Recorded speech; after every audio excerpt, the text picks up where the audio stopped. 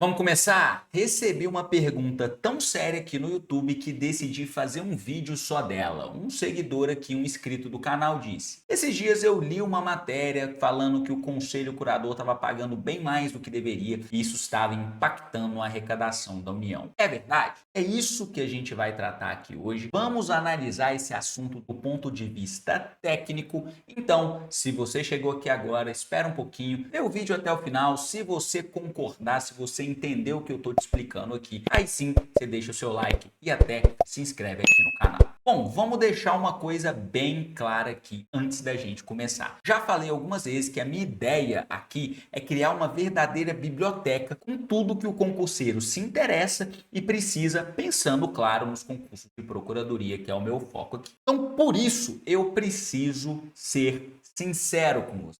É claro que o tema honorários advocatícios desperta o meu interesse pessoal. Eu sou procurador, eu recebo honorários advocatícios e eu não tenho a menor pretensão de falar com vocês, de fingir para vocês que essa situação não acabe impactando e talvez até enviesando a visão que eu tenho sobre esse tema. Só que eu acredito que deixando isso claro, e vocês vão ver que eu vou procurar tratar esse assunto de uma maneira técnica, o que é previsto na lei. Claro que eu vou dar minha opinião quando eu achar necessário, mas não é a minha opinião que define as bases que a gente trata esse assunto aqui. Inclusive, já tem um vídeo aqui no canal que chama Tudo o que você precisa saber sobre os honorários nas carreiras da AGU, 3 exclamações. Vou deixar aqui no card. Recomendo demais que vocês assistam depois que você terminar esse vídeo. E lá eu trato dos honorários advocatícios de uma maneira técnica. Vamos fazer uma breve recapitulação aqui. Como é que acontece? Como é que funciona? Quando a gente fala de honorários advocatícios pagos a advogados públicos, a gente está falando dos honorários de sucumbência. Então, tem um processo judicial envolvendo o ente público e aí o ente público se sagra vencedor. Ganhou a demanda ali, ganhou o que eles estavam discutindo. A parte vencida paga para o advogado da parte vencedora honorários advocatícios. E isso não tem nada a ver com o que está sendo discutido no processo. Vamos supor que a União está cobrando uma dívida tributária de 1 bilhão de reais, com um B de bola. Se a União vencer esse processo, a parte vencida vai ter que pagar 1 bilhão para a União. E, além desse 1 bilhão, vai ter que pagar os honorários advocatícios que irão para o advogado da parte vencedora, no caso, os advogados públicos. Como é feito esse rateio, como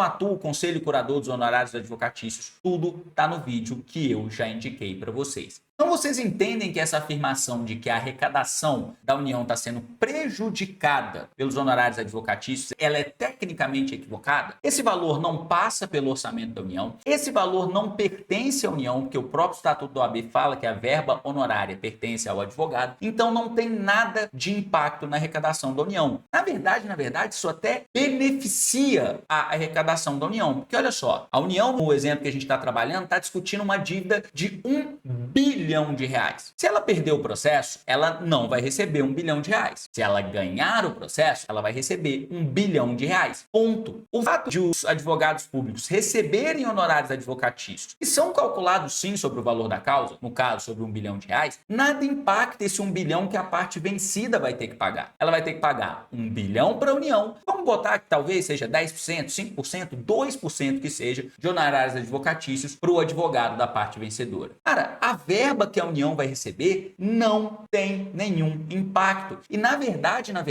os advogados públicos, quando olham para essa situação, falam: olha, eu tenho um incentivo ainda maior para ganhar esse processo. Olha a verba honorária que vai gerar disso aqui. Se você tira o pagamento de verba honorária, os advogados vão olhar para esse processo, os procuradores, os advogados públicos federais ou de qualquer carreira, olhar e falar assim: tá, ok, eu não tenho um incentivo a mais para brigar ainda mais por essa verba de 1 bilhão em favor da União. E aqui eu não estou dizendo que os advogados públicos não trabalham ou não trabalhariam bem se não recebessem os honorários advocatícios. Você fez o concurso, você se dedicou a se tornar procurador e você tem o dever de desenvolver a sua atuação com zelo, com profissionalismo, com ética, da melhor maneira possível. Mas aqui a gente fala das coisas como elas são. Vamos lá no seu trabalho. Se eu chegar para você, quanto que é seu salário? É X. Então, se você conseguir conseguir bater tal e tal e tal meta, eu te dou um bônus de tanto, eu te dou um valor a mais, você vai ter um percentual sobre esse valor que você conseguiu para a empresa. Você vai chegar e falar, não, não precisa não, ou melhor, isso não vai te dar um incentivo ainda maior para trabalhar de uma maneira ainda melhor em prol da empresa? É assim que a vida, é assim que o ser humano,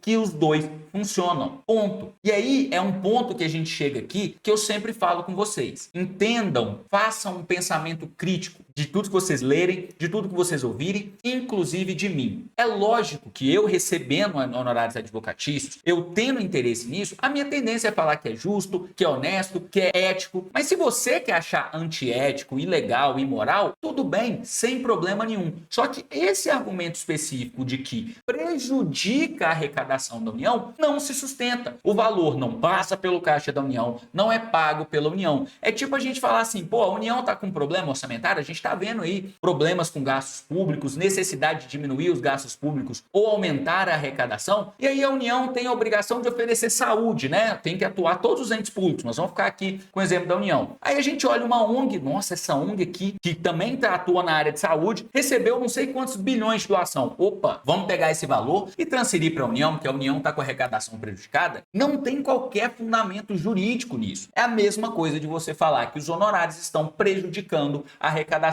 da União. Não passa pela União, a União não tem relação jurídica nenhuma com esse valor, não tem qualquer impacto. De novo, quer ser contra, quer falar que não pode defender, que é antiético, é imoral, beleza. Você pode ter os seus argumentos, pode ter o seu desenvolvimento, pode ter esse entendimento. Só que esse especificamente não se sustenta tecnicamente. Agora, se você está interessado em saber quais carreiras da advocacia pública recebem ou não honorários advocatícios, tem um lugar, um portal, que é direcionado a tudo que o estudante de procuradoria precisa, e lá a gente mostra para você quais carreiras recebem ou não honorários advocatícios. E o site é nada mais nada menos que joãomarcelooliveira.com.br.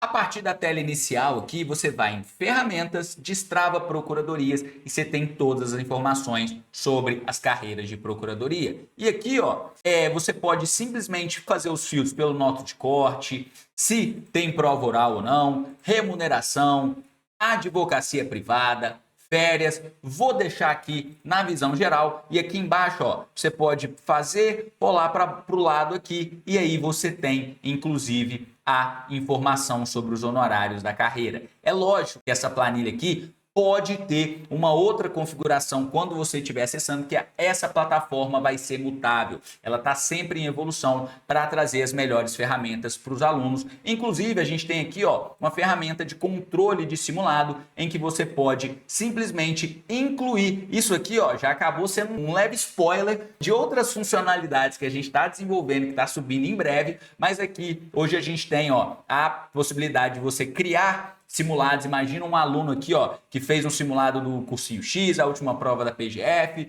vai fazer, ó, simulado do curso Y, e, né, aí a banca, curso Y, e realizou final de semana passado, no sábado. E aqui, ó, nesse simulado tinha matéria de constitucional. Lá ele acertou 5 questões de 5 e errou 5. Ele também fez ali direito civil. Aqui ele acertou 2 e errou 3. Vamos supor ali que também nas questões de processo civil acertou 12 e errou 3. Olha como é que o próprio sistema já vai calculando a sua média. E aí, ó, você salva, ele vai para as suas estatísticas, para você acompanhar como é que você tem ido, ver como é que está sendo a evolução, ou se você não está evoluindo, está estagnado, ou até que você está regredindo.